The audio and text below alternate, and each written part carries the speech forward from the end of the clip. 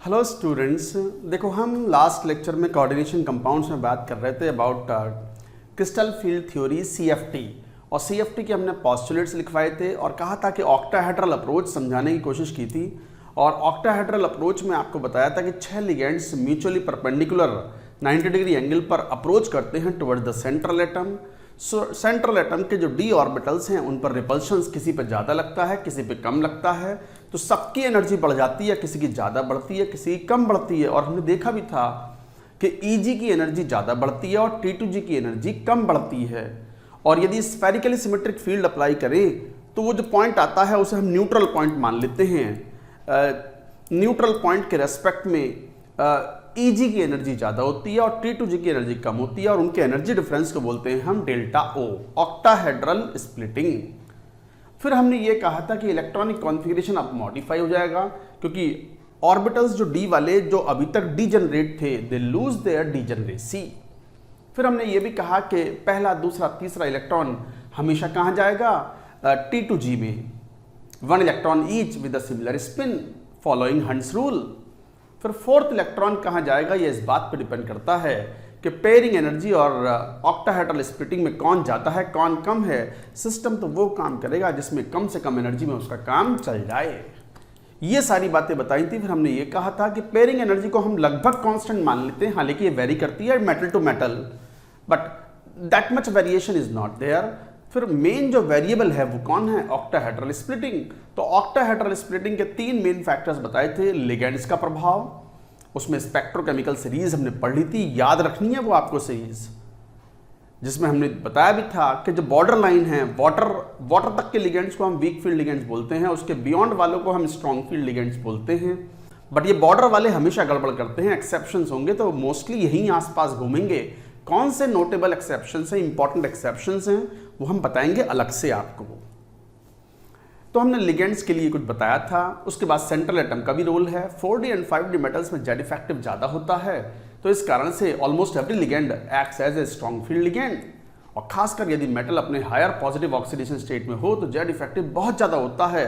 तो even weak field ligands act as a strong field ligand. मैंने example भी दिया था आपको NiF6 वाला, NiF6 2-, तो निकल +4 में अगर हो तो F- को से भी वो स्ट्रॉन्ग फील्ड लिगेंड की तरह बिहेव करवा लेता है। And the complex is inner orbital complex D2sp3।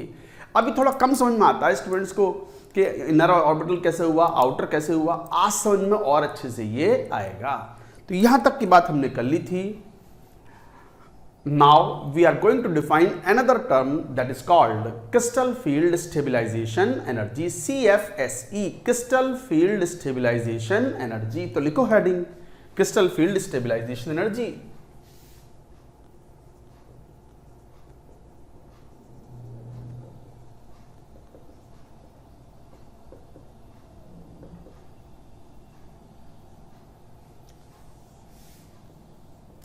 CFSE, what is crystal field stabilization energy? मैं एक बार डेफिनेशन लिखता हूं, उसके बाद डायग्राम से ही समझेंगे क्या मीनिंग है। It is the enthalpy change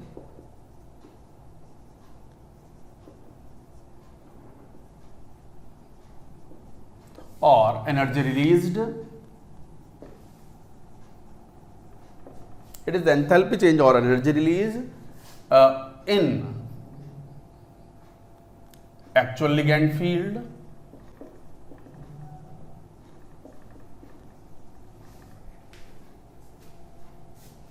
it is the enthalpy change or energy released in actual ligand field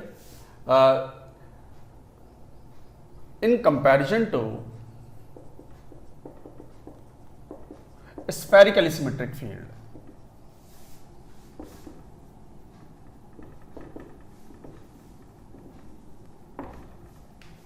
तो it is the enthalpy change or energy release in actual ligand field in comparison to the spherically symmetric field. ये मतलब क्या है? मैं octahedral splitting का वो diagram जो हमने लास्ट लेक्चर में बनाया था एक बार फिर बना रहा हूं। जैसे ये हमारे पास ये एनर्जी लेवल डायग्राम है, ये 5 ऑर्बिटल्स हैं बगैर किसी लिगेंड्स के अप्रोच के, पांचों डीजनरेट। इनकी एनर्जी ये हो गई अंडर स्फेरिकली सिमेट्रिक फील्ड, और इसके कंपैरिजन में ये इस तरीके से स्प्लिट आउट हो गए, Eg T2G मतलब dxy dyz dzx, Eg मतलब dx square Y square dz square, और इनके बीच की जो स्प्लिटिंग है वो है delta O, and this is barycentre, neutral point बोलते हैं इसको।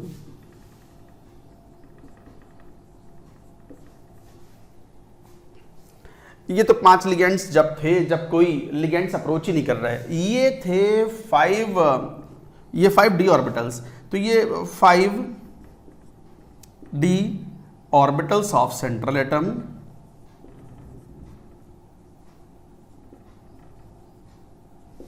अंडर स्फेरिकली सिमेट्रिक फील्ड, ये बताया भी था आपको, सिमेट्रिक फील्ड, और ये actual splitting, actual octahedral splitting,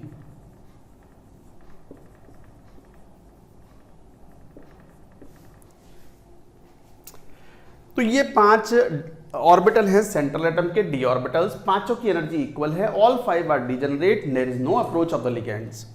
अगर स्फेरिकली सिमेट्रिक फील्ड अप्लाई करते, करी नहीं है, ये वाली लिगेंड्स हमने अप्लाई नहीं किए, ये वाली फील्ड अप्लाई नहीं की है हमने, अगर स्फेरिकली सिमेट्रिक फील्ड अप्लाई करते तो पांचों की एनर्जी बढ़ती और बराबर मात्रा से बढ़ती, by equal amounts the energy would have been increased, but no, we have not applied this spherically symmetric field, what we have applied is octahedral field. Octahedral field में Eg की एनर्जी इससे भी जंप कर जाती है और T2G थोड़ा relax हो जाता है, energy difference is called this much.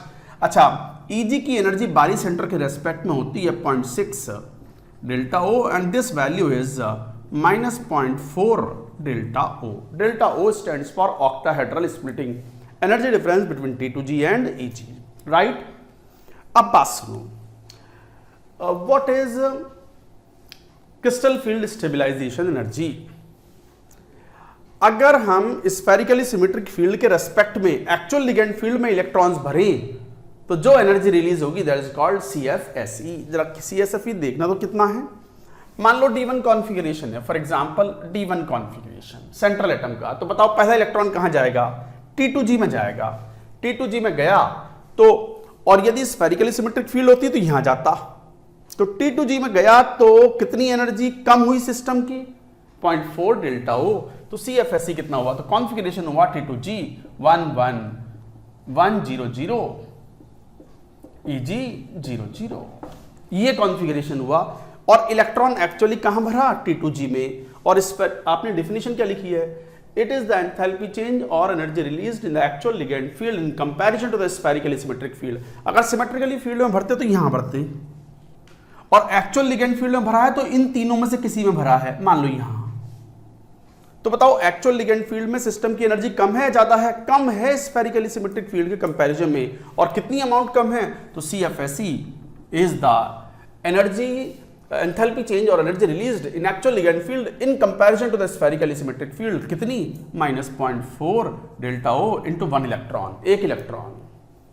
यही अगर मान लो D2 कॉन्फ़िगरेशन होता, तो क्या D2 कॉन्फ़िगरेशन हो तो दूसरा इलेक्ट्रॉन कहां जाता, दूसरे वाले ऑर्बिटल में, समवेयर यहां, तो फिर क्या कॉन्फ़िगरेशन, T2G 110 Eg 00, तो फिर CFSE बोलो, आप ही बताओ कितना होता।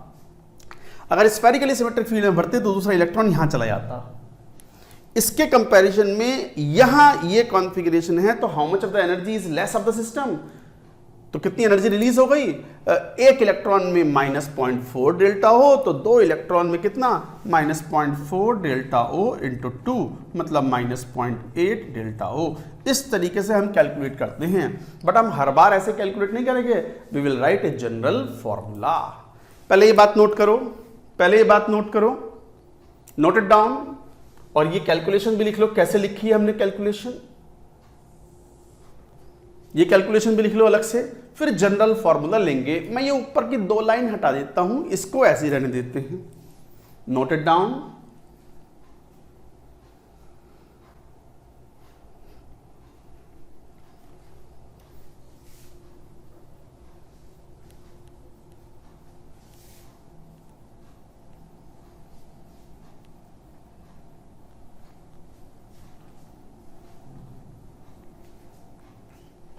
तो देखो CFSE का जो फॉर्मूला है वो ये है, CFSE in octahedral is -0.4 delta O into number of electrons filled in T2G plus 0.6 delta O into number of electrons filled in EG plus X into P pairing energy। ये है formula where P is pairing energy and X is a number of extra pairs formed in actual ligand field relative to spherically symmetric field।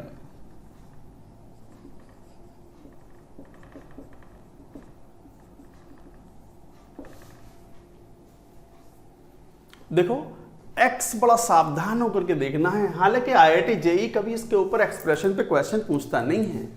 एक बार question आया हुआ है but IIT JEE में नहीं आया हुआ, ये एम्स के एग्जाम में आया हुआ है। एम्स वंस आज, अब तो एम्स का एग्जाम भी बंद हो गया, खत्म हो गया, नीट में ही आ गए सब। एम्स में admissions also through NEET only, but पहले कभी करीब 10-12 साल पहले कभी एक बार क्वेश्चन इन्होंने पूछा हुआ है एम्स ने क्रिस्टल फील्ड स्टेबिलाईजेशन एनर्जी पर। तो x is equal to number of extra pairs formed in actual ligand field relative to the spherically symmetric field.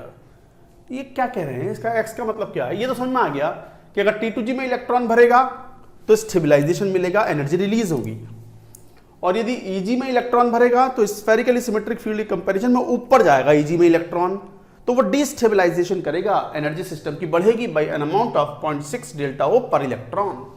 तो 0.6 delta O into number of electrons filled in EG plus what is this x into P। P is the pairing energy. Energy हम joule में ले रहे हैं तो joule में लेंगे, electron volt में ले रहे हैं तो इलेक्ट्रॉन वोल्ट में ले लेंगे। But what is x?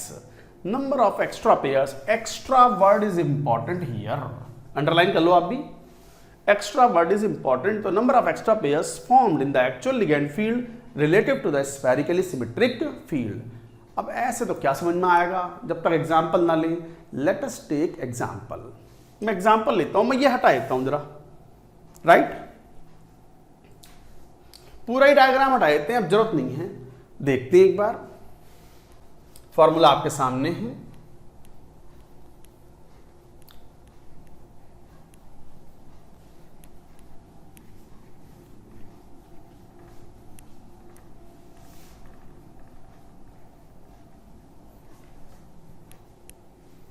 जैसे मान लो एग्जाम्पल लेके बात करें, फॉर एग्जाम्पल D4 कॉन्फ़िगरेशन है, और मान लो हम दो अलग अलग केसेस लें, वीक फील्ड लिगेंड में और स्ट्रॉन्ग फील्ड लिगेंड में। D4 configuration, weak field ligand, strong field ligand. अगर मान लो वीक फील्ड लिगेंड है तो वीक फील्ड लिगेंड में क्या पढ़ा था हमने ये पढ़ा था कि स्प्लिटिंग काफ़ी कम होती है, तो fourth electron will jump up, यही पढ़ा था। अगर वीक फील्ड लिगेंड है तो वो पेयरिंग नहीं करवा सकता। वीक फील्ड लिगेंड में हमने ये पढ़ा हुआ है कि delta O is less than pairing energy, तो फोर्थ इलेक्ट्रॉन डेल्टा O कम है तो आसानी से जंप करके कहां पहुंच के जाएगा, बैठेगा EG में। तो कॉन्फ़िगरेशन क्या हुआ जरा बताना, T2G 1 1 1 EG 1 0, यही हुआ। समझ के लिखो, समझ के लिखो भाई। डेल्टा O की वैल्यू पेयरिंग एनर्जी से कम है तो पहला इलेक्ट्रॉन T2G, दूसरा इलेक्ट्रॉन T2G, तीसरा इलेक्ट्रॉन T2G, चौथा कहां, जंप करके EG में, क्योंकि डेल्टा O कम है, जंपिंग इज इजियर। इलेक्ट्रॉन के लिए कूद करके ऊपर जाना आसान है। तो ये कॉन्फ़िगरेशन हुआ। x की वैल्यू तो 0 हो गई, पेयर ही नहीं है तो एक्स्ट्रा पेयर कौन सा? पेयर ऑफ पेयर देखने, नंबर ऑफ एक्स्ट्रा पेयर्स कितने हैं, पेयर ही नहीं बना। अच्छा, स्ट्रॉन्ग फील्ड लिगेंड में आओ। स्ट्रॉन्ग फील्ड में क्या बोलोगे, delta O is greater than pairing energy. इसका मतलब पहला इलेक्ट्रॉन तो T2G, दूसरा भी T2G, तीसरा भी T2G, चौथा कहां जाएगा, ऊपर जंप करना मुश्किल है, पेयरिंग एनर्जी काफी कम हो रही है डेल्टा O से, तो पेयरिंग एनर्जी कम है तो वो वहीं पेयर अप हो जाएगा, अंदर पेयर अप हो गया, अंदर ही पेयर अप हो गया। और यहां 0 0 इलेक्ट्रॉन हुए तो देख लो पूरी प्रॉपर्टीज चेंज हो गई। यहाँ 4 अनपेयर्ड इलेक्ट्रॉन है, यहाँ 2 अनपेयर्ड इलेक्ट्रॉन है। Magnetic nature of the compound also change, modification in the electronic configuration has occurred. पूरे कंपाउंड की प्रॉपर्टीज चेंज हो गई।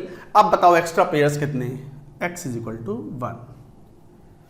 अच्छा, एक्स्ट्रा पेयर्स में सर पेयर एक बना है तो एक्स्ट्रा की क्या बात है?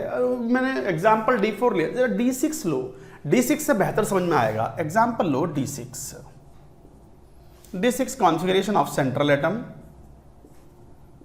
Weak field ligand, strong field ligand. Weak field ligand है तो कैसे भरोगे? T2G 1 1 1, Eg 1 1, 5 तो हो गए, छठा इलेक्ट्रॉन फिर T2G में जाएगा क्योंकि T2G की एनर्जी कम है Eg के कंपैरिजन में, right. But strong field ligand है तो क्या होगा? T2G 1 1 1, 3 तो ये हो गए, चौथा इलेक्ट्रॉन ऊपर नहीं जाएगा। क्यों? क्योंकि डेल्टा O काफी ज्यादा है, पेयर हो जाएगा तो पेयर हुआ, पेयर हुआ, ये भी पेयर हुआ और Eg में इलेक्ट्रॉन गया ही नहीं। तो नंबर ऑफ एक्स्ट्रा पेयर्स कितने हैं? 2 सर 3 है सर, ये तो 3 है, 3 ना है, x की वैल्यू 2 है। क्यों? Number of extra pairs. अरे सुन लो, अगर 6 इलेक्ट्रॉनों को अगर स्फेरिकली सिमेट्रिक में अगर भरते आप 5 ऑर्बिटल्स के अंदर तो एक पेयर तो फिर भी बनता।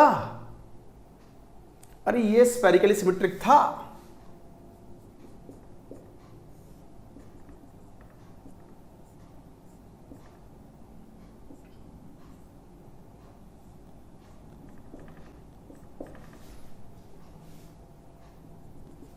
ये स्फेरिकली सिमेट्रिक था। जब 6 इलेक्ट्रॉन भरते तो क्या होता जरा देखना। 6 इलेक्ट्रॉन भरते तो 1 2 3 4 5 6। स्फेरिकली सिमेट्रिक में 6 इलेक्ट्रॉन भरते तो एक पेयर तो बनता ना। और अभी कितने बने हैं? एक पेयर, 2 पेयर, 3 पेयर T2G में। Eg में इलेक्ट्रॉन गया ही नहीं। एक्चुअल पेयर कितने बने? 3 पेयर। अगर स्फेरिकली सिमेट्रिक में भरते तो कितने बनते? 1 बनते। तो कितने एक्स्ट्रा पेयर बने? 2 एक्स्ट्रा पेयर बने। तो x की वैल्यू 2। खोपड़ी लगाओ, दिमाग लगाओ। हमने नंबर ऑफ पेयर्स ने लिखा है x को। x is what? Number of extra pairs. So what is number of extra pairs? Spherically symmetric field में जितने पेयर्स बनते उससे कितने एक्स्ट्रा पेयर्स बने हैं इन the actual ligand field. Spherically symmetric में अगर हम 6 इलेक्ट्रॉन भरते तो एक पेयर तो बनता ही बनता।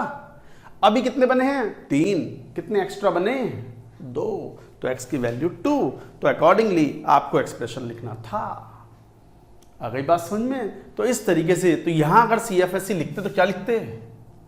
CFSE इज इक्वल टू कितना? 3 इलेक्ट्रॉन तो minus 0.4 delta O into 3 plus 1 electron 0.6 delta O into 1 plus 0।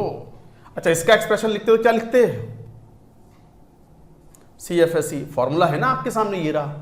तो minus 0.4 delta O into how many electrons? 4। बस इसमें तो गए ही नहीं। प्लस 0 प्लस 0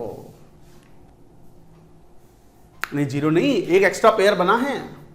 x की वैल्यू 1 तो 0 प्लस x की value 1 into pairing energy P। यहां लिखते तो क्या लिखते बोलो जरा? CFSE बोलो कितना होता? माइनस 4 इलेक्ट्रॉन गए हैं तो 4.4 delta O into 4 plus 2 into 0.6 delta O plus कोई एक्स्ट्रा पेयर नहीं बना। और यहां लिखते तो क्या लिखते? CFSE। तो CFSE is equal to 6 minus 0.4 delta O into 6 plus, इसमें कोई है ही नहीं, प्लस यहां 2 इंटू पेयरिंग एनर्जी।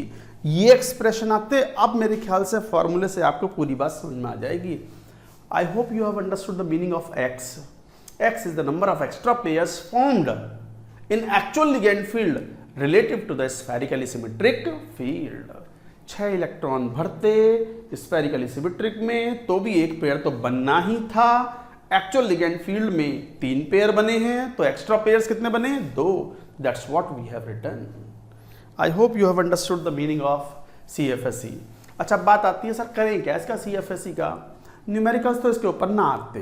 IIT ने आज तक ना मेन ना एडवांस्ड न्यूमेरिकल्स तो वो पूछते नहीं, बट फिर भी CFSE के ऊपर क्वालिटेटिव क्वेश्चंस आ जाते हैं।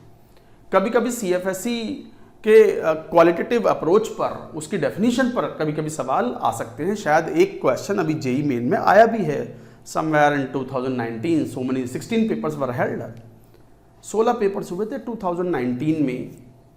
अपने आप में एक बड़ा क्वेश्चन बैंक है वो।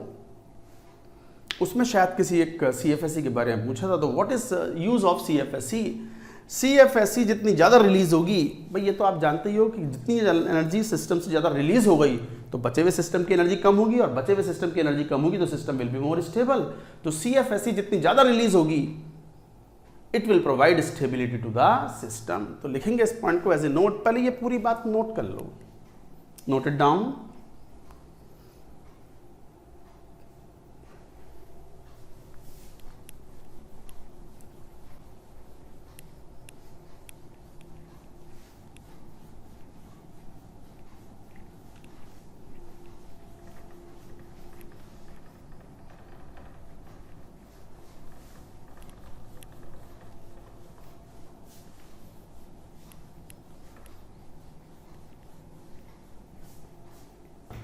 तो क्या पॉइंट लिखोगे?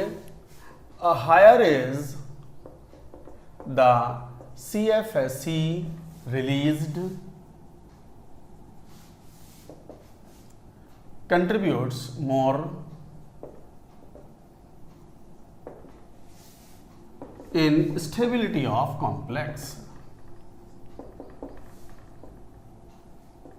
तो CFSE जितनी ज़्यादा होती है वो स्टेबिलिटी में ज़्यादा कंट्रीब्यूट करता है। बट ध्यान दो, CFSE is not the only reason for the stability of the complex. Complex की मेन जो रीजन है, स्टेबिलिटी का जो मेजर रीजन है कॉम्प्लेक्स का, वो है strength of the bond between central atom and ligands. तो नोट कर दें इस बात को। However, note that CFSE is not the only factor to decide stability of complex।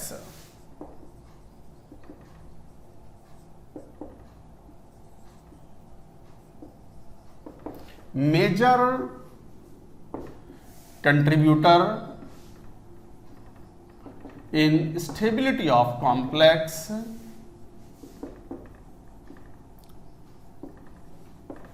तो major contributor in stability of the complex is the strength of bond between central atom and ligand. Central atom और ligand के बीच में bond कितना strong है, ये उस पर डिपेंड करता है। तो however, note that the CFSE is not the only factor to decide the stability of the complex. It is one of the factors. So major contributor in the stability of the complex is the strength of bond between central atom and ligand। वो जो coordinate bond बनता है between ligand and central atom, वो decide करता है stability। Chelation भी decide करता है। Chelation also decides stability of complex। Chelation also contributes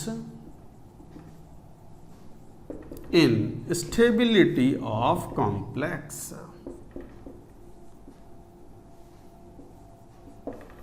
Chelation also contributes in stability of the complex। Extent of chelation जितना ज़्यादा, extent of chelation, chelation मतलब वो chelating rings बनती हैं, जितना ज़्यादा stability of the complex ज़्यादा।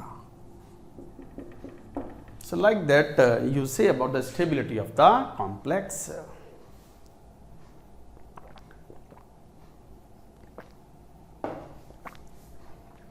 तो ये था CFSE। चलिए कुछ एग्जाम्पल लेते हैं ऑक्टाहेड्रल स्प्लिटिंग के। मैं एग्जाम्पल के फॉर्म में बहुत सारे क्वेश्चन आपको उसी में करा देता हूँ। एक टेबलर बनाते हैं, टेबल बनाते हैं। यहाँ पर टेबलर फॉर्म में हम कंपैरिजन लेते हैं कि किस तरीके से CFSE ले एंड ऑल दैट। एक बार इसको नोट कर लो।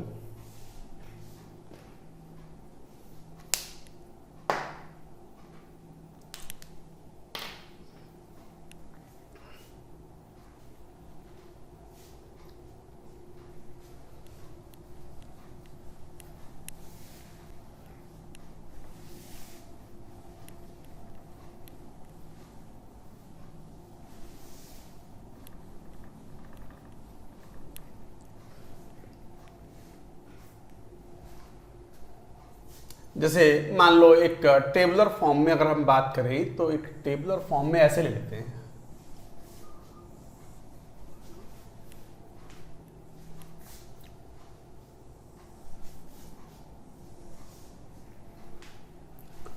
मान लो ये सेंट्रल एटम का कॉन्फ़िगरेशन ले लिया dx, और ये मान लो एग्जाम्पल्स ले लिए।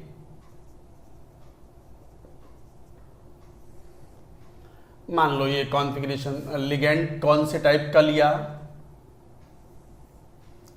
और मान लो ये कॉन्फ़िगरेशन T2G और EG के किस फॉर्म में है, और ये मान लो इधर CFSC का एक्सप्रेशन ले लिया एंड हाइब्रिडाइजेशन का एग्जाम्पल ले लिया हमने। ये मान लो हम इस तरीके से बात कर रहे हैं, ये क्वेश्चन ही है, ये हम क्वेश्चन सॉल्व कर रहे हैं। मान लो D0 कॉन्फ़िगरेशन लिया, D1, D2, D3 तक। D0 कॉन्फ़िगरेशन जैसे D में कोई इलेक्ट्रॉन ही नहीं है और हम ऑक्टाहेड्रल कॉम्प्लेक्सेस की बात कर रहे हैं, तो जैसे मतलब स्कैंडियम 3+ और मान लो स्कैंडियम टाइटेनियम 4+, वेनेडियम 5+। इस टाइप के एग्जाम्पल्स ले लिए हमने। लिगेंड्स का कोई रोल ही नहीं है, कोई रोल नहीं है।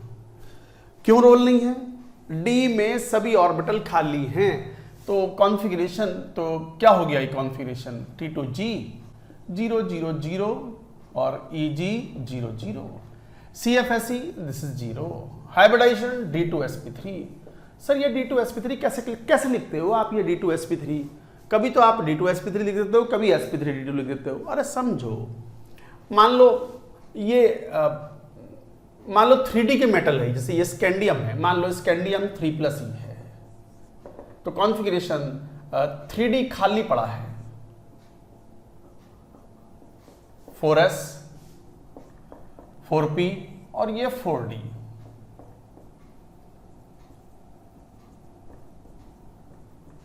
स्कैंडियम 3+ में पूरा ही खाली पड़ा है।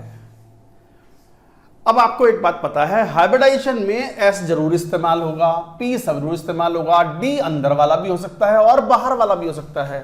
अगर 3D के अगर 2D ऑर्बिटल इस्तेमाल किए आपने तो हाइब्रिडाइजेशन होगा D2sp3, और बाहर 4D वाले दोनों D ऑर्बिटल इस्तेमाल किए तो हाइब्रिडाइजेशन होगा sp3d2। अब आपके सामने चॉइस है कि अंदर वाले D ऑर्बिटल इस्तेमाल करें या बाहर वाले। मैं बता चुका हूं, ऑर्बिटल वो इस्तेमाल करने हैं जिनकी एनर्जीज कम हो। हाइब्रिडाइजेशन में वो एटॉमिक ऑर्बिटल्स इस्तेमाल करने चाहिए जिनकी एनर्जीज कम हो, ताकि हाइब्रिड ऑर्बिटल्स की एनर्जी कम होगी तो hybrid orbitals will be more stable and they will form stronger bond with the ligands. तो इसका मतलब अगर दो अंदर वाले खाली हैं तो फिर हमेशा अंदर वाले ही इस्तेमाल होंगे, and the hybridization will be, अंदर वाला इस्तेमाल हुआ है D2sp3, D2sp3।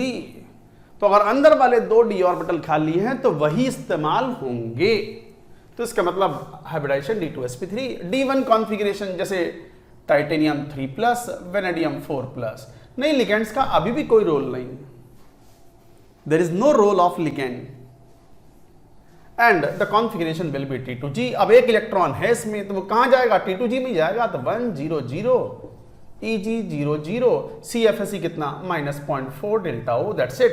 And hybridization again D2sp3। Why D2sp3? अरे दो खाली चाहिए, ये वाले EG वाले दो खाली चाहिए, यहां तो 4 खाली हैं। जब तक दो अंदर वाले खाली मिल रहे हैं, अब क्या हो गया? अब यहां एक इलेक्ट्रॉन आ गया, दो तो खाली है ना, हाइब्रिडाइजेशन D2sp3। तो ऑक्टाहेड्रल कॉम्प्लेक्सेस में sp3d2 और D2sp3 दो ही चॉइसेस हैं आपके सामने, और कोई नहीं। ऐसा मत करना कि sp3d2 या D2sp3 की जगह एक D अंदर का ले लिया एक बार, ऐसा नहीं होता है। जो सिखा रहे हैं वो याद रखें। तो अकॉर्डिंगली D2sp3, इसका मतलब D2, जैसे मान लो titanium 2+, vanadium 3+, T2G 1 1 0, EG 0 0, minus 2 electron गए हैं तो 0.8 delta O and again D2sp3। अरे अंदर वाले 2D खाली हैं तो बस D2sp3, बात खत्म। अभी भी यहां 3 खाली हैं। D3 में जैसे वेनेडियम 2+, क्रोमियम 3+। नहीं, लिगेंड का फिर कोई रोल नहीं, स्ट्रॉन्ग फील्ड लिगेंड हो या वीक फील्ड लिगेंड हो कोई प्रभाव नहीं पड़ता। क्यों? क्योंकि कॉन्फ़िगरेशन में 1 1 1 Eg 0 0 and this is 3 electron गए हैं T2G में, तो 4 × 12 1.2 डेल्टा ओ। कैलकुलेशन कर लो, फॉर्मूला आपके सामने है। सामने मतलब इससे पहली वाली स्क्रीन पर था। अगेन 2 d ऑर्बिटल खाली हैं, तो हाइब्रिडाइजेशन D2sp3। तो ये D3 तक तो पता ही नहीं चलता। D0 से D3 तक ऑक्टाहेड्रल कोई सा भी कॉम्प्लेक्स हो, हमेशा D2sp3। Now coming to D4। D4 में जैसे मान लो क्रोमियम 2+ या मान लो मैंगनीज 3+। अब वीक फील्ड लिगेंड और स्ट्रॉन्ग फील्ड लिगेंड का प्रभाव पड़ता है। अब पड़ेगा प्रभाव, अगर वीक फील्ड लिगेंड है, वीक फील्ड लिगेंड में डेल्टा ओ की वैल्यू काफी कम होती है, तो चौथा इलेक्ट्रॉन ऊपर जाना पसंद करता है। तो चौथा इलेक्ट्रॉन ऐसे चला जाएगा T2G 1 1 1, पेयरिंग नहीं हो पाएगी Eg 1 0। Fourth electron is convenient in jumping up to the Eg orbital. So 4 × 12 और 6 + 6, तो फॉर्मूला लगाओगे तो -0.6 डेल्टा ओ रह गया, और पेयरिंग कोई है नहीं। तो अब हाइब्रिडाइजेशन कौन सा? अब सुनो, बताओ कौन सा हाइब्रिडाइजेशन? अंदर वाले 2 d ऑर्बिटल खाली नहीं है, तो फिर बाहर वाले 2 d ऑर्बिटल इस्तेमाल में आएंगे। तो हाइब्रिडाइजेशन कौन सा? sp3d2। इन्हें बोलेंगे inner orbital complex, this is called outer orbital complex. अच्छा, स्ट्रॉन्ग फील्ड लिगेंड होता तो क्या होता? अगर स्ट्रॉन्ग फील्ड लिगेंड होता तो वो डेल्टा ओ बहुत ज्यादा क्रिएट करता, तो पेयरिंग एनर्जी कम हो जाती, तो पेयर करना आसान होता इलेक्ट्रॉन। तो electron will be paired up, तो फोर्थ इलेक्ट्रॉन अंदर ही पेयर अप हो जाएगा, तो T2G T2G 2 1 1 Eg 0 0।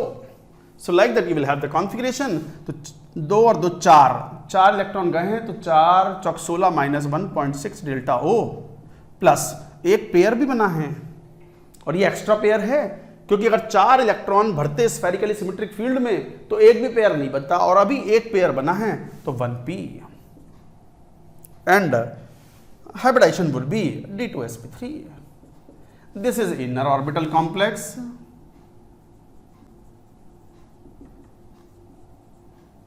और एक और टर्म यूज करते हैं इस केस में, और this is called high spin complex.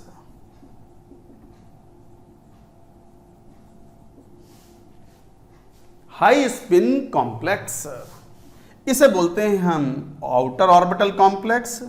उल्टा बोल दिया मैंने, this is outer orbital complex. सही कर लो, इसको करेक्शन कर लो। This is outer orbital complex और हाई स्पिन कॉम्प्लेक्स। क्यों है high spin complex? This is inner orbital complex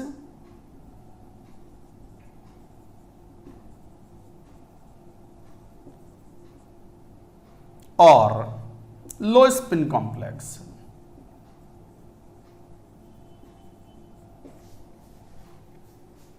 so this is inner orbital complex and और लो स्पिन कॉम्प्लेक्स। अच्छा, ये हाई स्पिन लो स्पिन यहां नहीं यूज करेंगे क्या? नहीं करेंगे। हाई स्पिन लो स्पिन, पहले तो मीनिंग क्या है जरा सुनना तो। मान लो जैसे यही केस था, वीक फील्ड लिगेंड था, कॉन्फ़िगरेशन ये हुआ, पेयरिंग नहीं कर पाया, डेल्टा ओ काफी कम है, sp3d2 हाइब्रिडाइजेशन है, आउटर ऑर्बिटल कॉम्प्लेक्स तो हम समझ गए, ये सभी इनर ऑर्बिटल कॉम्प्लेक्स कहलाएंगे, इनमें कोई दिक्कत नहीं है। Inner orbital complex,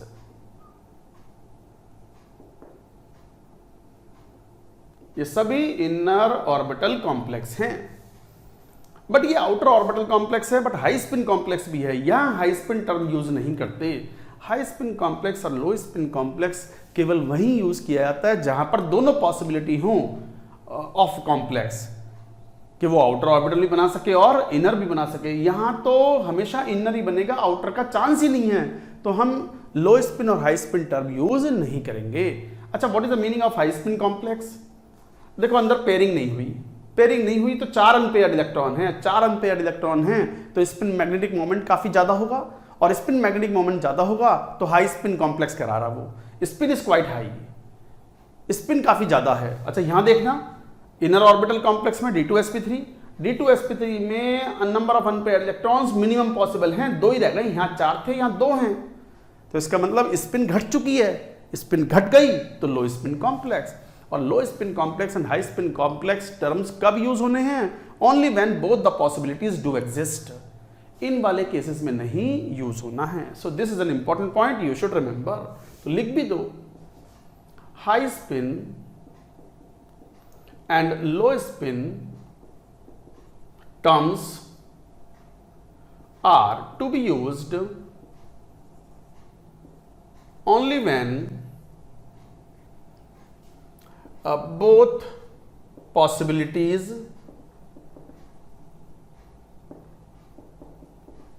do exist.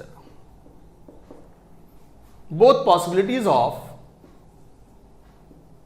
D2sp3 or sp3d2 do exist. देखो क्या बात कर रहे हैं, यहां तो एक ही पॉसिबिलिटी थी D2sp3, तो यहां पर हम लो स्पिन हाई स्पिन वाला टर्म यूज ही नहीं करेंगे, एप्लीकेबल ही नहीं है।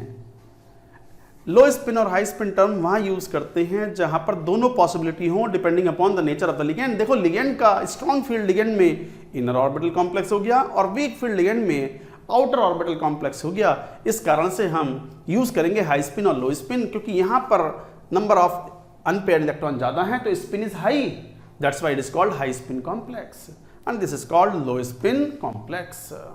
तो इस तरीके से आप ये टर्म्स यूज करते हो। नाउ D5, जैसे मान लो Mn2+, Fe3+, लिगेंड का रोल रहेगा weak field ligand, strong field ligand. Weak field ligand में जैसे 5 इलेक्ट्रॉन हैं तो T2G 1 1 1, EG 1 1, CFSE 0 हो गई, कैलकुलेट करके देख लो 0। एंड देन हाइब्रिडाइजेशन कौन सा? ऑब्वियसली अंदर का कोई ऑर्बिटल खाली तो है नहीं, पेयर ऑफ ऑर्बिटल, तो जब खाली नहीं है तो बाहर वाले इस्तेमाल होंगे sp3d2। स्ट्रॉन्ग फील्ड लिगेंड वो पेयर करवा लेगा अंदर, तो स्ट्रॉन्ग फील्ड लिगेंड का मतलब इलेक्ट्रॉनों को अंदर भेजेगा, जाओ पुश कर देगा, वो अंदर पेयर करेगा, तो T2G कितना 2 2 1, EG 0 0, CFSE कितना 2 4 5, 5 इलेक्ट्रॉन अंदर भेज दिए, तो मतलब 5 और 20 2.0 delta O plus how many extra pairs are form? 2 extra pairs.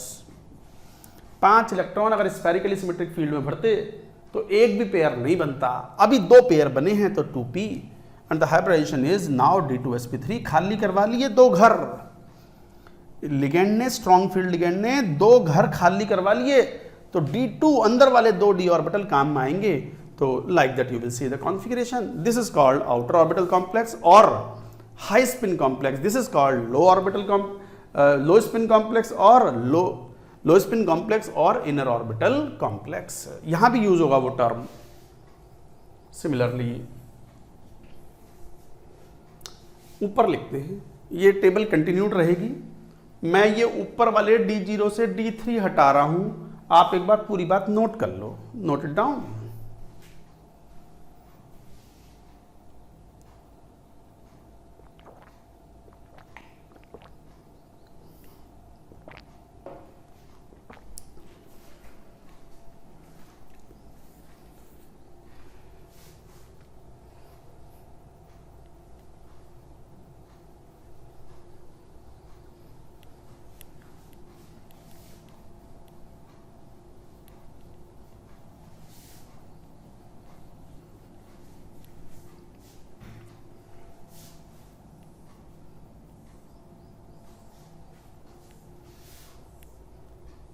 हाँ, D5 के बाद व्हाट? D6। एग्जाम्पल जैसे मान लो Fe2+, cobalt 3+, weak field ligand strong field ligand का प्रभाव रहेगा। वीक फील्ड लिगेंड में कॉन्फ़िगरेशन विल बी T2G और 6 इलेक्ट्रॉन भरने हैं तो 2 1 1, EG 1 1, CFSE की वैल्यू 2 और 2 4, 4 चौक 16 -1.6 -0.4 डेल्टा O प्लस कोई एक्स्ट्रा पेयर नहीं बना एंड द हाइब्रिडाइजेशन इज अंदर वाला d ऑर्बिटल खाली तो है नहीं, sp3d2 आउटर ऑर्बिटल कॉम्प्लेक्स और high spin complex. Strong field ligand में पेयरिंग करवा देगा अंदर, T2G 222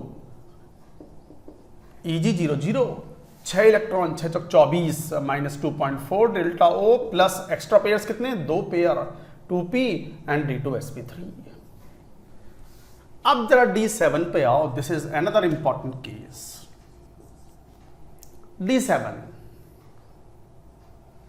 D7 में जैसे एग्जांपल लिया कोबाल्ट 2+, मेनली कोबाल्ट 2+ है, निकिल +3 के कॉम्प्लेक्सेस रेयरली बनाता है।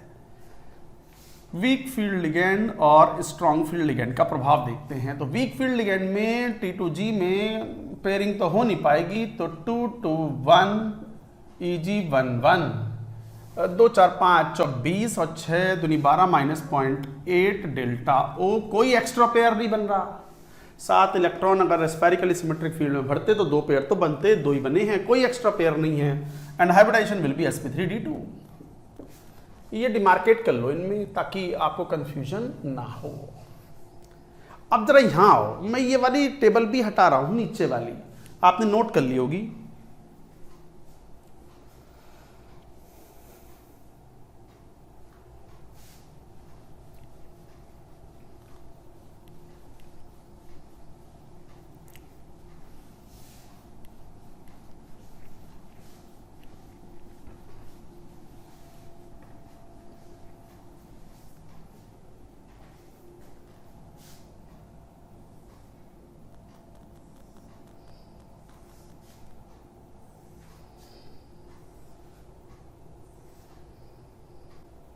D7 strong field ligand, strong field ligand अंदर पेयर कराएगा। स्ट्रॉन्ग फील्ड लिगेंड है तो कहेगा चल अंदर, पुश मारेगा वो अंदर, तो T2G 222 Eg10, एक इलेक्ट्रॉन अभी भी फंसा रह गया। अब CFSE तो बाद में देखेंगे, अब क्या करेंगे। स्ट्रॉन्ग फील्ड लिगेंड में D7 कॉन्फ़िगरेशन में उसने इलेक्ट्रॉन को अंदर एक जगह खा ली थी, पुश करके अंदर भेजा, फिर भी एक इलेक्ट्रॉन रह गया। तो ये एक इलेक्ट्रॉन बहुत पेन मारता है। ये एक electron, this particular electron, this electron is transferred outside, transferred in outside orbital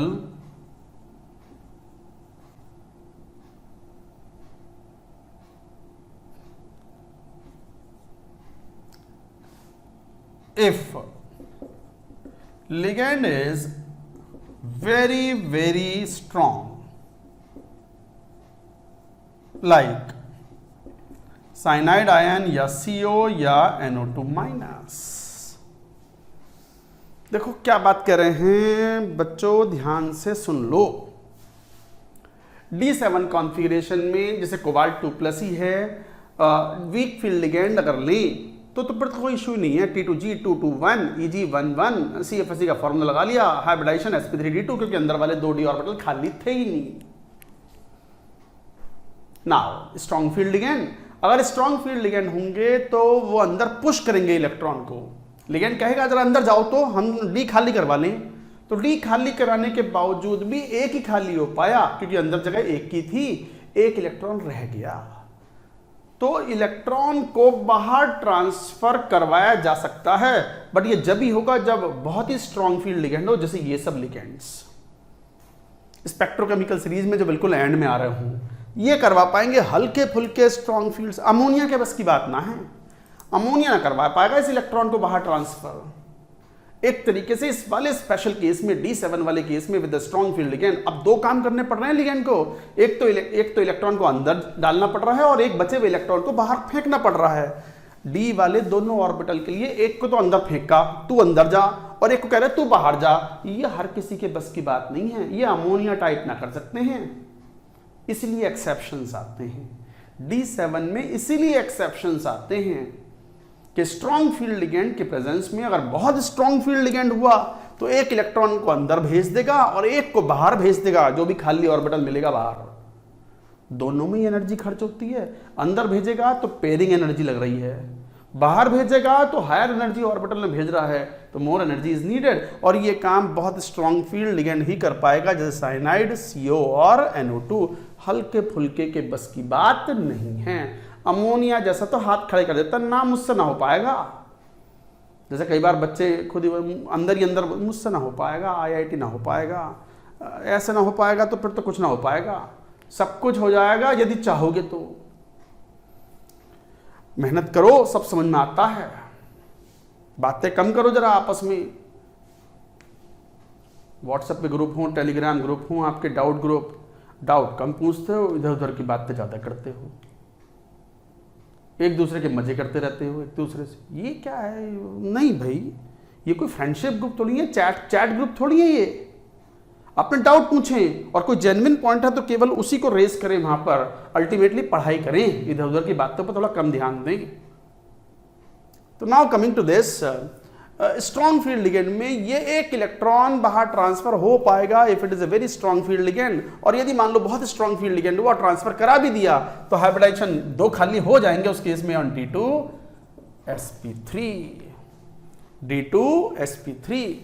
और CFSE में एक इलेक्ट्रॉन बाहर भी ट्रांसफर हुआ, तो हम तो इसमें मान के इक्विवेलेंट कैलकुलेशन कर लेते हैं, अप्रॉक्सीमेट कैलकुलेशन। तो 2 4 6 इलेक्ट्रॉन, तो 6 चौक 24, और एक इलेक्ट्रॉन मान लो EG में मान लिया, EG से बाहर गया है तो उससे ज़्यादा ही एनर्जी लगेगी। मान लो भेजने की एनर्जी को हम इग्नोर कर दें तो -1.8 delta O plus how many extra pairs, 1 extra pair. So this is the energy. So like that we can calculate. जैसे इसका एग्जाम्पल भी सुनो, जैसे ammonia is not so strong field ligand, NH3 is not so strong ligand. So मान लो जैसे ये कोबाल्टी था, तो CONH3 6 2+, ये D7 था, +2 में है ना, D7 कॉन्फ़िगरेशन है। तो अमोनिया के बस की बात नहीं है कि एक इलेक्ट्रॉन को अंदर भी भेज दे और बाहर भी भेज दे, तो ये कर ही नहीं पाता, तो वो हाथ पैर छोड़ देता, बोले यही ठीक है, हम तो sp3d2 में ही ठीक है। तो हाइब्रिडाइजेशन इज sp3d2, तो hybridization is sp3d2। So like that you say. तो ये एक्सेप्शन है।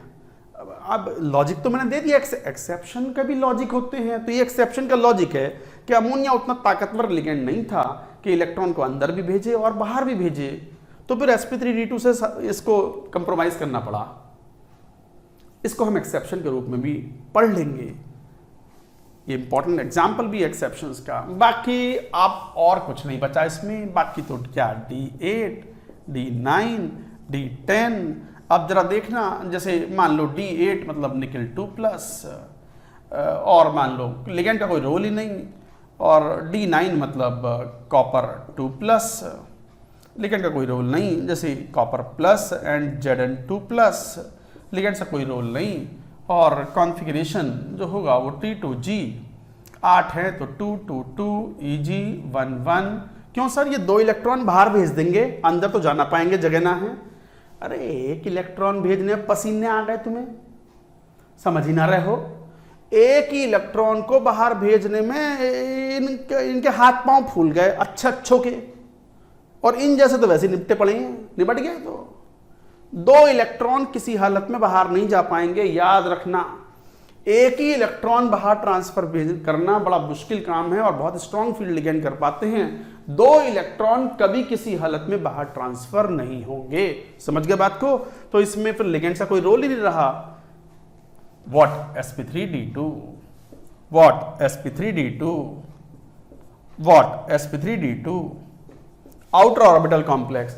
अच्छा, इसमें भी लो स्पिन हाई स्पिन नहीं चलेगा। लो स्पिन हाई स्पिन टर्म केवल कहां यूज होंगे? जहां दोनों पॉसिबिलिटीज हों। D4 से लेके D7 तक लिखेंगे इस पॉइंट को।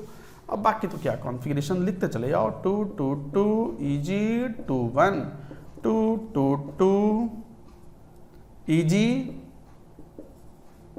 2 2 2 4 6 24 और 6 दूनी 12 -1.2 डेल्टा O। और यहाँ पर मान लो 6 और 3 9, हाँ लिगेंड का कोई रोल ही नहीं है, तो -0.6 नहीं 6×24 6 18.6 डेल्टा O और यहाँ 0। बस यही कॉन्फ़िगरेशन है, कोई एक्स्ट्रा पेयर नहीं बन रहे इनमें, and these are called outer orbital complexes. So ये थी, ये थ्योरी नहीं थी, ये मैंने D0 से लेकर के D10 तक सारे क्वेश्चन सॉल्व करवा दिए आपके। मैंने सारे केसेस 3D की सेंटर एटम को लेते हुए सारे केसेस हमने सॉल्व कर लिए। तो सर आपने 4D 5D के तो लिए ही ना, 4D और 5D के साथ तो almost every ligand acts as strong field ligand पढ़ चुके हो लास्ट वीडियो लेक्चर में। तो दिस इज हाउ यू से, इसका मतलब ये हुआ कि वीक फील्ड लिगेंड और स्ट्रॉन्ग फील्ड लिगेंड का रोल D4 से D7 तक था विद द 3D मेटल्स। तभी हम यूज करते हैं लो स्पिन एंड हाई स्पिन। तो ये पूरी टेबल एक बार नोट कर लो, तो मैं वो पॉइंट फिर लिख देता हूं।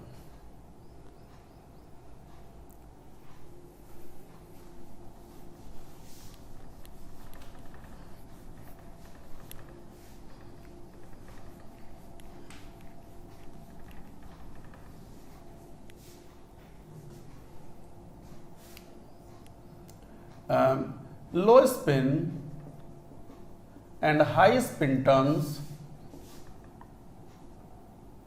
are used for D4 to D7 configuration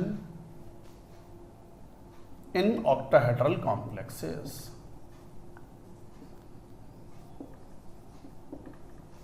तो ऑक्टाहेड्रल कॉम्प्लेक्सेस में D4 से D7 तक ही low spin high spin use करते हैं, D0 से D3 तक और D8 to D10 we do not use.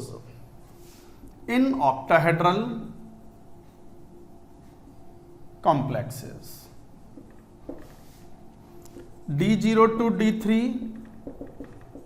Always D2sp3, D8 to D10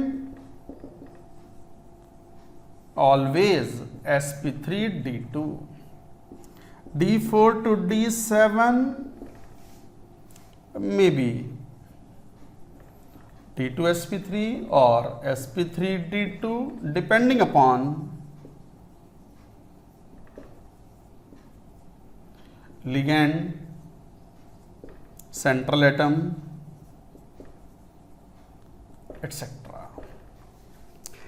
depend, लेकिन सेंट्रल एटम उन सब फैक्टर्स पे भी डिपेंड करता है। तो ये थी टेबल। इसके बाद एक्सेप्शंस आएंगे, मैं उन एक्सेप्शंस को बता दूं जो इंपॉर्टेंट एक्सेप्शंस हैं। You should remember, note it down.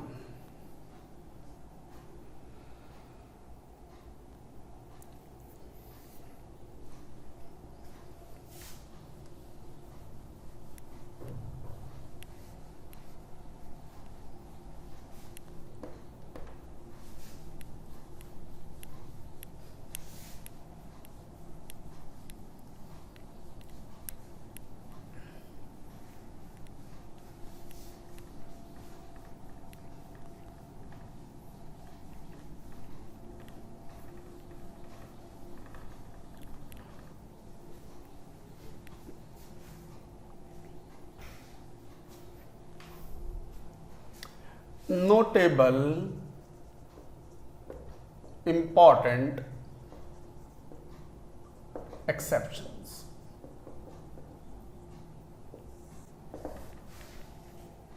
Notable और इंपॉर्टेंट एक्सेप्शंस में याद रखें, जैसे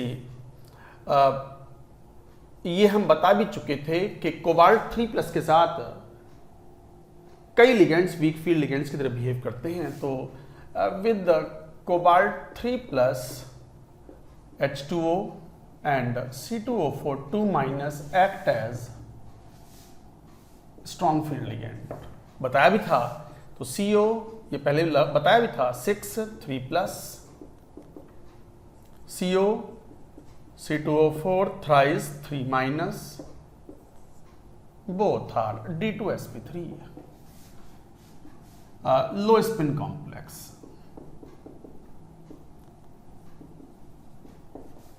लो स्पिन कॉम्प्लेक्स। अच्छा ध्यान दें, बाकी नहीं, मान लो COF6 3- है तो +3 में ये sp3 ये sp3d2 ही है। CO H2O थ्राइस F3, ये भी sp3d2 ही है, बोथ आर sp3d2। केवल अगर H2O हो या केवल ऑक्सिलेट आयन हो तो ये D2sp3 है। दिस इज वेरी इंपॉर्टेंट और IIT ने पूछ भी लिया है ये। IIT has already asked it this particular point. तो ये sp3d2, ये sp3d2, but these two are D2sp3, you should remember. दूसरा इंपॉर्टेंट एग्जाम्पल था कि जनरली लोअर ऑक्सीडेशन स्टेट में अमोनिया के complex in general ammonia forms inner orbital complex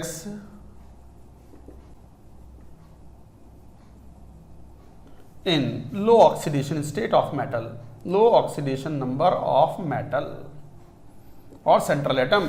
जैसे Ni क्यों लो, कोबाल्ट लो, cobalt NH3 6 2+, Fe NH3 6 2+, and मान लो मैंगनीज भी ले लो, Mn NH3 6 2+, all are sp3d2। याद रखना है, दिस इज ऑल्सो इंपॉर्टेंट। अब एक्सेप्शन इंपॉर्टेंट वाले ही बताएंगे, फालतू का एक्सेप्शन क्यों बताएंगे तुम्हें? हमें पता है you have to conserve your energy, उतना पढ़े हैं जितना जिससे IIT में हमारे सारे क्वेश्चन सॉल्व हो जाएंगे।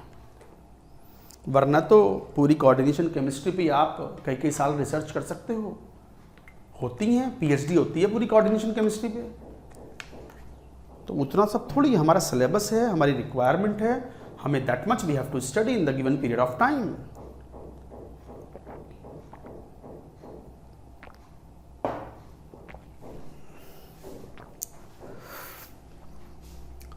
तो यहाँ कोबाल्ट +2 में है D7, आयरन +2 में है D6, और यहाँ Mn +2 में है।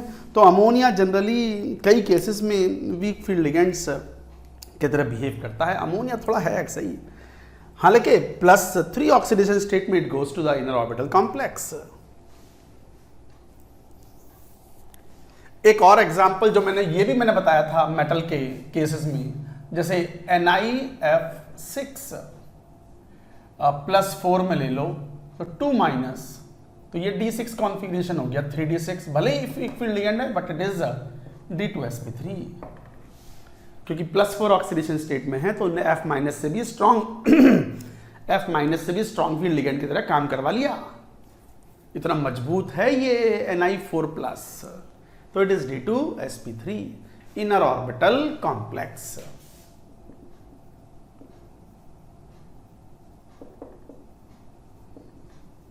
तो गाइज ये कुछ एग्जांपल्स थे that you have to remember, you have to memorize, ये अच्छे से रट ले, इंपॉर्टेंट हैं, ऑल आर इंपॉर्टेंट।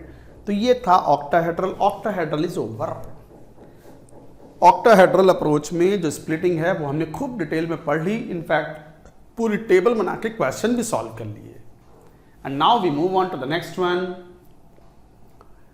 मेन तो ये हो गया CFT का मेजर पार्ट हो चुका है, बट हमें कोऑर्डिनेशन नंबर 4 में भी पढ़ना है, और कोऑर्डिनेशन नंबर 4 में 2 पॉसिबिलिटीज हैं, tetrahedral and square planar splitting. तो पहले टेट्राहेड्रल पढ़ेंगे, तो ये बात पूरी नोट करो, फिर लिखो coordination number 4।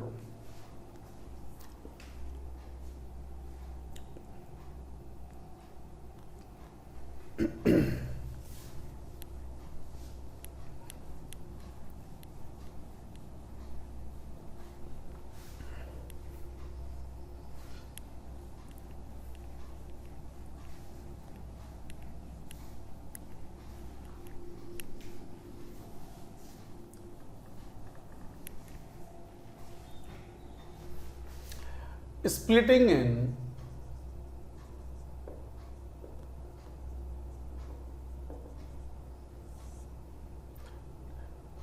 A tetrahedral complex, tetrahedral splitting।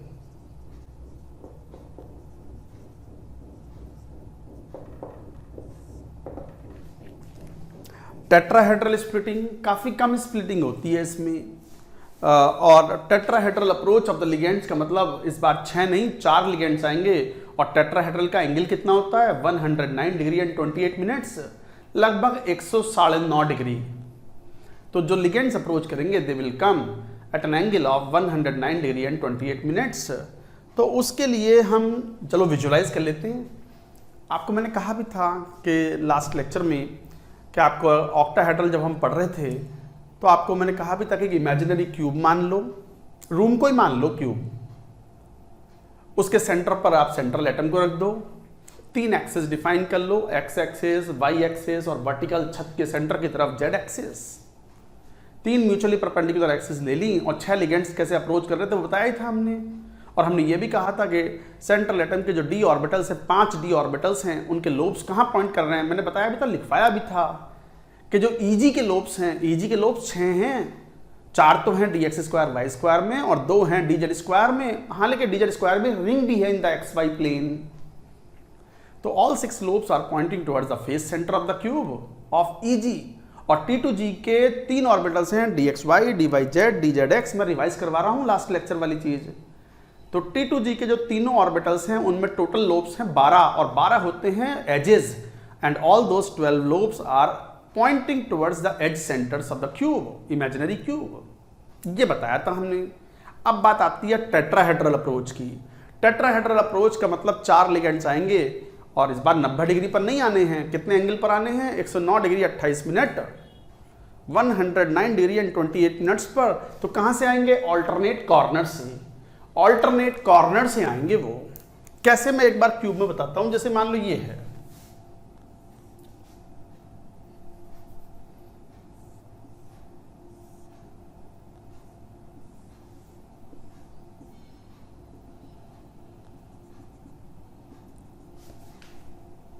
ये क्यूब है, दिखाई पड़ गया क्यूब।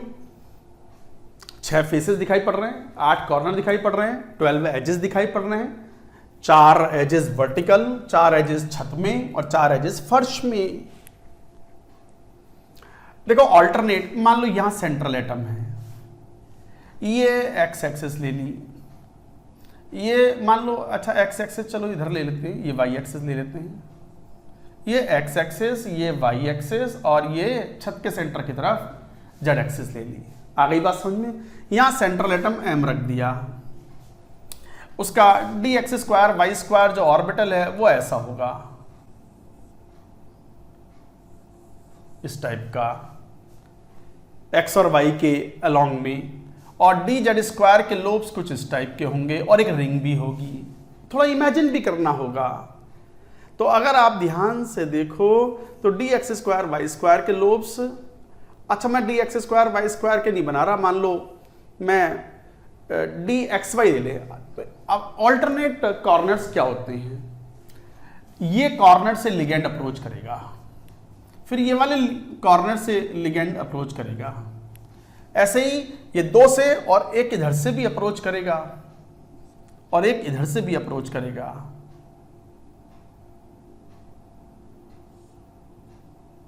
नीचे की तरफ से करेगा, सेंट्रल एटम की तरफ। ये 4 लिगेंड्स। ऑल्टरनेट कॉर्नर का मतलब होता है कि अगर ये कॉर्नर ले लिया है तो इससे एडजेसेंट ये कॉर्नर नहीं लेना है, तो फिर ये लेना है। ये कॉर्नर ले लिया है तो ये नहीं लेना, फिर एडजेसेंट ये लेना है। ये ले लिया है तो ये कॉर्नर नहीं लेना, this will be all right. ये ले लिया है तो ये नहीं लेना है, तो फिर ये वाला। तो एक तरीके से 2 कॉर्नर ये हुए और 2 कॉर्नर अपोजिट नीचे वाले हो गए। इन्हें बोलते हैं alternate corner. So what is the meaning of alternate corner? देखो ये रहा एक कॉर्नर, इस कॉर्नर से बाहर की तरफ से सेंट्रल एटम पर अप्रोच हो रहा है लिगेंड का। अगर ये कॉर्नर ले लिया है तो इससे जुड़ा हुआ कोई सा भी कॉर्नर नहीं लेना है। तो फिर कौन सा कॉर्नर लोगे? ये ले लिया है तो फिर अपोजिट ये डायमेट्रिकली अपोजिट लेंगे, फिर वो वाला कॉर्नर फेस सेंटर के दूसरे कॉर्नर पर।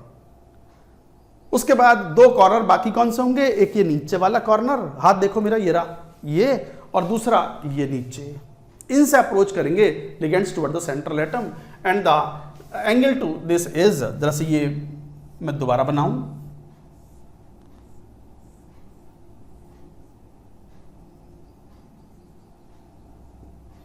अगर एक यहाँ से अप्रोच कर रहा है, दूसरा यहाँ से अप्रोच कर रहा है और ये सेंट्रल एटम है, तो उनके बीच का जो एंगल होगा ये कितना होगा, ये मान लो जेड एक्सिस थी, तो ये डी जेड स्क्वायर है, तो डी जेड स्क्वायर बाइसेक्ट कर रहा है। And what is the angle, this angle is 109 degree 28 minute, ये वाला एंगल पूरा का पूरा। और डी जेड स्क्वायर का लोब जो है उसे बाइसेक्ट कर रहा है, तो डी जेड स्क्वायर का जो लोब है वो कितना एंगल बनाएगा, this angle would be half of this, तो 109 डिग्री 28 मिनट का आधा। थोड़ा इमेजिन करो, तो डी जेड स्क्वायर का जो लोब है, मतलब ईजी ऑर्बिटल्स के जो लोब हैं, they bisect this tetrahedral angle, and tetrahedral angle is 109 degree 28 minute. ऐसे दो लिगेंड्स यहां से अप्रोच कर रहे हैं, एक इधर से और एक इधर से। इनके बीच में भी जो एंगल आएगा सेंट्रल एटम पर वो होगा 109 डिग्री 28 मिनट। जैसे यहां मैंने समझाने की कोशिश की थी, एक बार फिर सुन लो।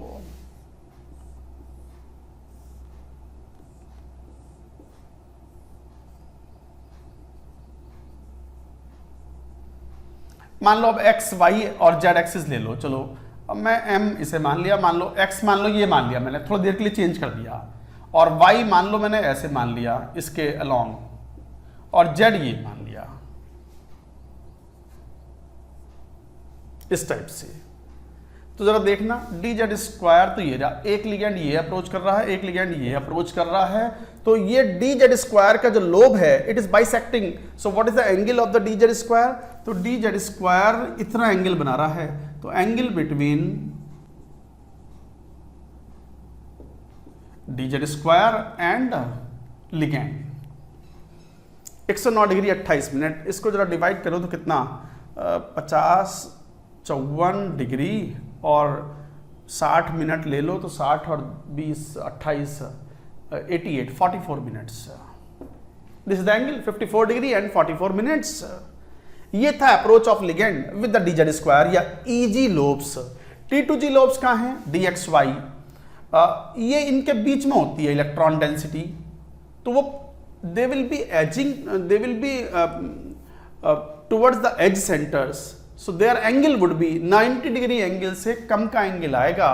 तो सेंट्रल एटम से जब वो अप्रोच करेगा टुवर्ड्स द सेंट्रल एटम, तो वो इसके सेंटर पर पॉइंट आउट करेगा, इसके सेंटर पर, लाइक दिस, इस टाइप से इट विल कम और इनके सेंटर की तरफ आएगा। ये रहा, ये कौन सा था, DXY, T2G का लोब, और T2G का लोब क्या होगा, अप्रोच ऑफ द लिगेंड, ये रहा। ये एंगल कितना था, 109 डिग्री 28 मिनट। तो फिर ये तो जेड एक्सिस था, जेड एक्सिस और जो हॉरिजॉन्टल प्लेन है उसके बीच का 90 डिग्री एंगल है, तो what is this angle, this angle would be 90 minus 109 degree का आधा, ये आधा होगा ना, तो कितना 54 degree 44 minute. So this would be equal to 35 degree and I think 16 minutes. और ये कौन सा अप्रोच है, this angle between ligand and T2G lobe. तो T2G facing this time more repulsion at lower angle, जितना एंगल कम होगा repulsion का, रिपल्शन उतना ही ज्यादा होगा। तो who is facing more repulsion, थोड़ा सा इमेजिन भी करना है। मैंने तरीका समझा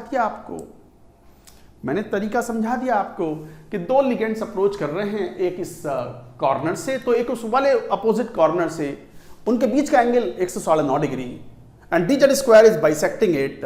तो what is the angle of the D Z square या E G lobe with the approach of the ligand, 54 degree 44 minute.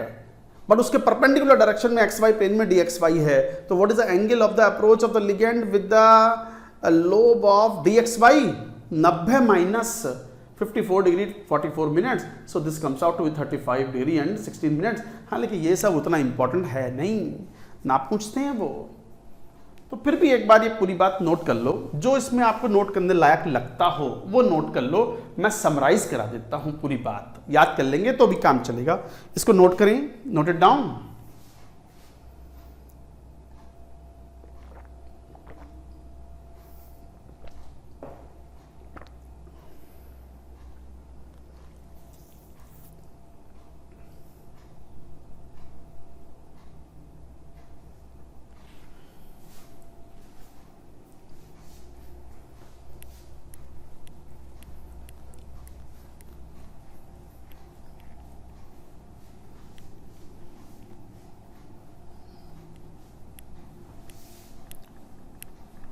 तो कंक्लूजन ये हुआ कि इस बार जो मान लो ये 90 डिग्री का एंगल है और जो लिगेंड्स की अप्रोच है वो इस टाइप की है, ये लिगेंड्स हैं और ये एंगल मान लो ये T2G के लोब्स हैं और ये EG के लोब्स हैं।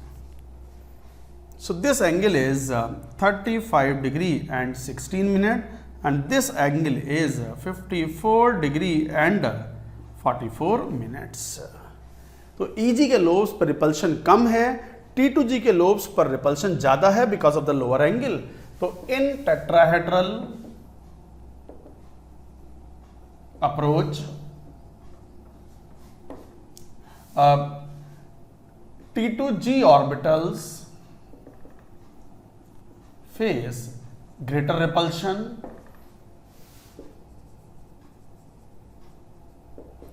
at which angle 35 degree and 16 minutes and EG orbitals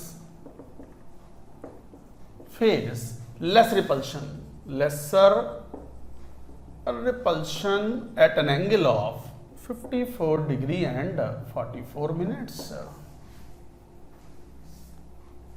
तो फिर स्प्लिटिंग इस तरीके से होती है।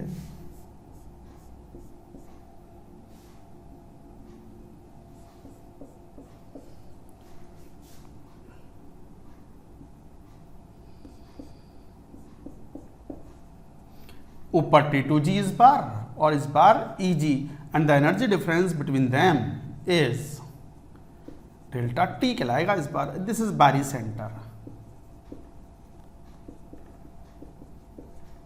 बारी centre, and this value is, इस बार T2G थोड़ा कम आएगा तो इस तरीके से बनाएं।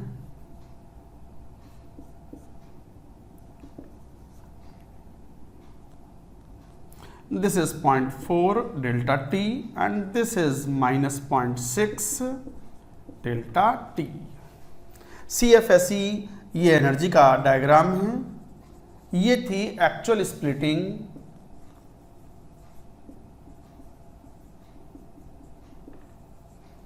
इन टेट्राहेड्रल अप्रोच।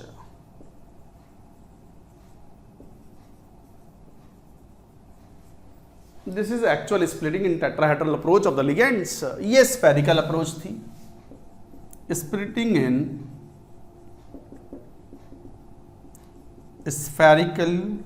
स्फेरिकल सिमेट्रिक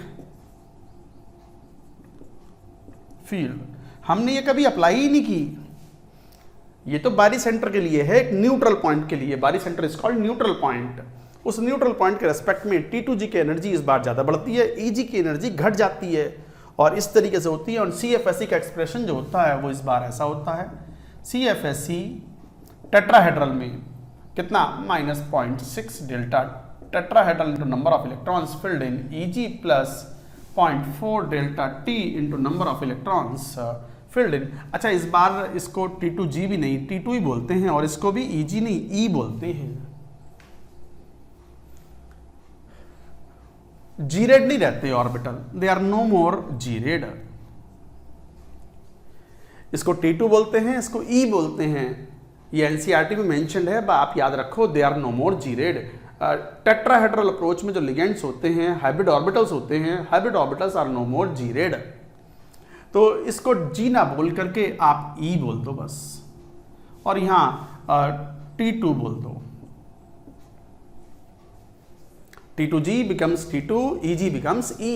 तो CFS is equal to -0.6 delta T into number of electrons in E, मतलब EG, 0.4 delta T into number of electrons filled इन। अच्छा, पेयरिंग एनर्जी नहीं होती क्योंकि टेट्राहेड्रल स्प्लिटिंग में स्प्लिटिंग बहुत कम होती है। क्यों? क्योंकि ऑक्टाहेड्रल में स्प्लिटिंग बहुत ज्यादा थी, अच्छी खासा। क्यों? वहां डायरेक्ट रिपल्शन भी था 0 डिग्री एंगल पर EG पर। यहां तो कोई डायरेक्ट रिपल्शन है ही नहीं और वहां 6 लिगेंड्स थे, यहां 4 लिगेंड्स हैं। ये बात भी नोट करेंगे। तो ये एक्सप्रेशन लिख लो, हालांकि इसका कोई खास यूज नहीं है। न्यूमेरिकल कैलकुलेशंस तो बहुत ही कम करवाते हैं, करवाते ही नहीं है। IIT ने तो कभी पूछा नहीं न्यूमेरिकल कैलकुलेशंस का, बट फिर भी याद रखें, आ सकता है। ऐसा नहीं है कि नहीं आया है तो नहीं आएगा, आ सकता है ये सब। नोट इट डाउन, ये बात पूरी नोट करो पहले।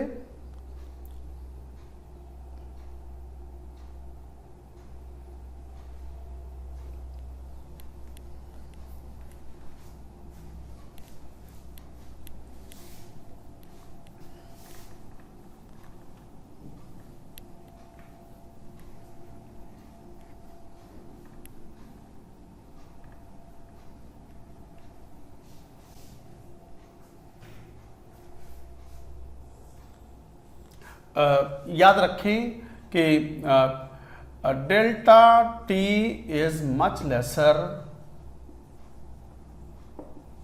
Then delta O, octahedral splitting से काफी कम होती है। In fact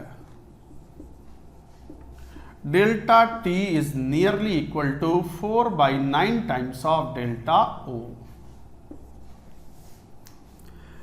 delta T is much lower than delta O because first only 4 ligands approach in tetrahedral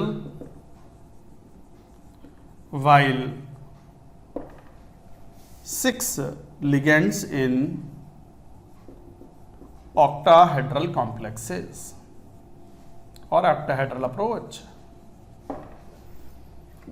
हम ये बात कर रहे हैं कि delta tetrahedral delta T is nearly 4/9 times of delta O, तो इसका मतलब ये आधे से भी कम है।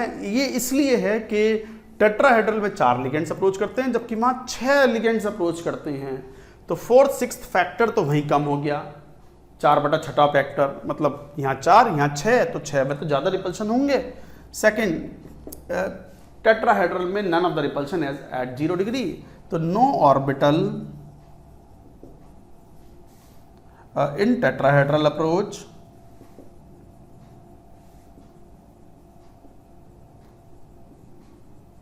faces direct repulsion at an angle of 0 degree. Unlike in octahedral where EG faces repulsion